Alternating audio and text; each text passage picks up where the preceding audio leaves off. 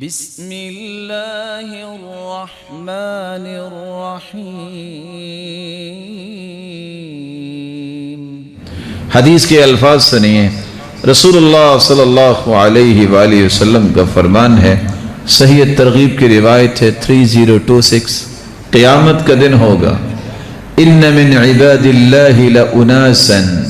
ما هم بانبیاء ولا شہداء، اللہ کے کچھ ایسے بندے بھی ہیں، قیامت کا دن ہوگا، نہ وہ انبیاء ہوں گے نہ وہ شہداء ہوں گے، لیکن یغبط بہم الانبیاء والشہداء یوم القیامہ، ان کا مقام و مرتبہ دیکھ کے انبیاء بھی رشک کریں گے، شہداء بھی رشک کریں گے۔ رسول اللہ صلی اللہ علیہ وآلہ وسلم سے سوال کیا گیا، فخبرنا من ہم، اللہ کے رسول یہ تو بتا دیجئے وہ انبیاء بھی نہیں ہوں گے، شہداء بھی نہیں ہوں گے، اور شہداء اور انبیاء ان کو دیکھ کے رشک کریں گے، ہیں کون وہ؟ رسول اکرم صلی اللہ علیہ وسلم نے فرمایا، قوم تحابوا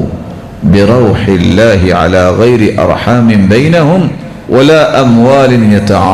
یتعاطونها، وہ ایسے لوگ ہیں نہ ان کا کوئی خونی رشتہ ہے نہ کوئی کاروباری تعلق ہے، لیکن وہ محبت کرتے ہیں نیک لوگوں سے تو صرف اس لیے کہ اللہ راضی ہو جائے، رب کی رضا کے لیے محبت کرتے ہیں، ایک ہی نظریہ ہے، اللہ کو راضی کرنا۔ پھر نتیجہ کیا نکلتا ہے؟ ان وجوہہم لنور،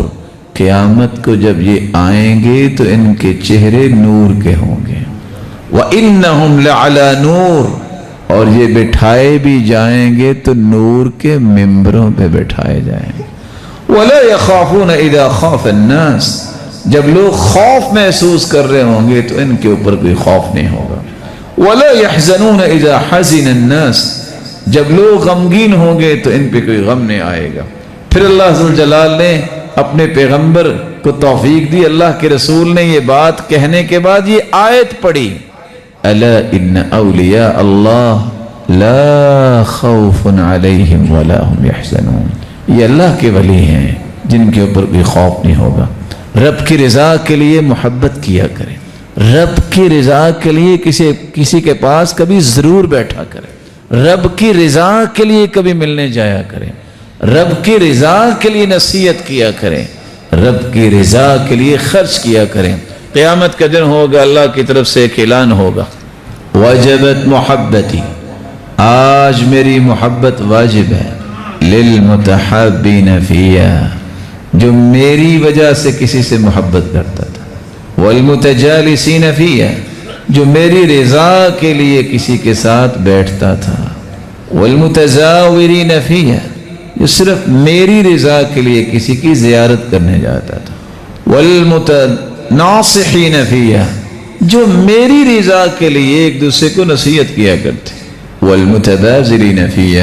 جو میری رضا کے لیے ایک دوسرے پہ خرچ کیا کرتے۔ اللہ ذوالجلال یہ صلاحیت ہم سب کو نصیب فرمائے۔